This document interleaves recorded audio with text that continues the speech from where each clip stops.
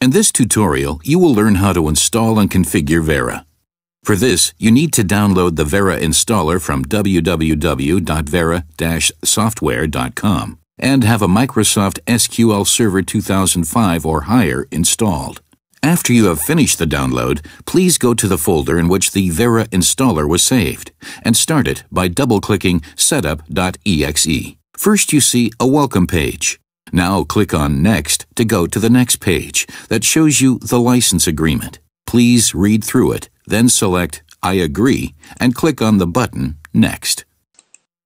On the next page, you can choose whether to install Vera Client, Vera Server, or both. For a server installation, you need to install both Vera Server and Vera Client. For a workstation, you choose only the Vera Client.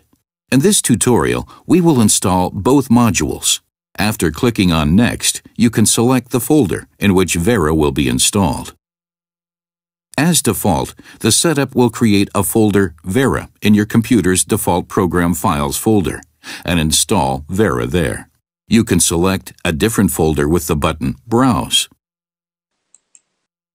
In the next step, the setup declares that it is ready to install Vera. You can start the installation by clicking on Next.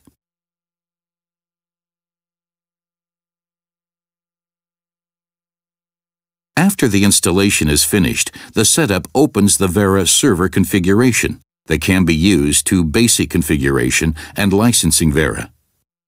Select the instance Default from the list and click on Configure. In the Configuration Wizard's first step, you define the connection settings to the database server. Therefore, enter the database server's server name or IP address, the SQL server user, and his password in the specified text fields. The database name is set to VeraDB as default, but you are free to select a different database name. Next, you should click on Test to test if the database connection works. Vera gives you feedback whether the connection could be established and the Vera database was created successfully or not. In the next step, you define an email account that Vera should poll.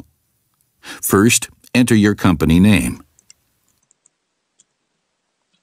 Vera uses the company name to create a competence area and assign the email account to it. On the left-hand side, Receiving Email Account, you define a name for the email account.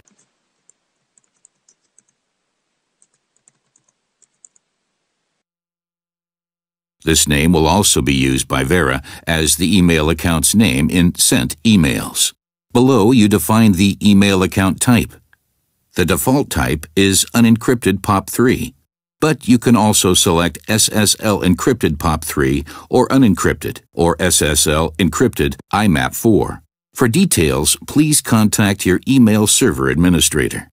Below that, you set the email address that is used to answer emails that have been received from this account.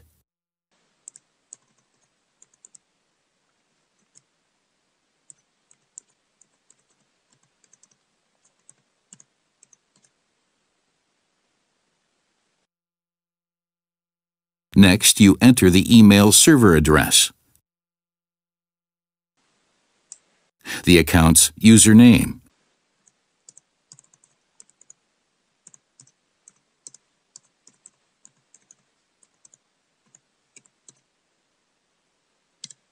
and password, and define the interval for polling emails. With the checkbox, Leave a copy of messages on the server, you can control if the emails are deleted from the account after polling them or not. Now click on Test to test the account settings.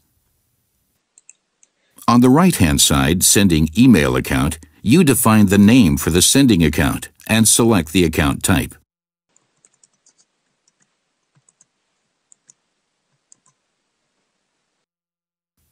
You can choose between SMTP with or without authentication, both unencrypted or SSL encrypted.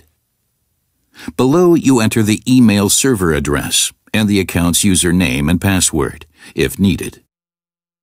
After you completed the settings, click on Test to test the sending connection. If both connection tests are successful, click on Next to get to the user configuration. Here you can define the first users that will work with Vera. Enter the first names, last names, designated usernames, and passwords, and define the roles the user should get.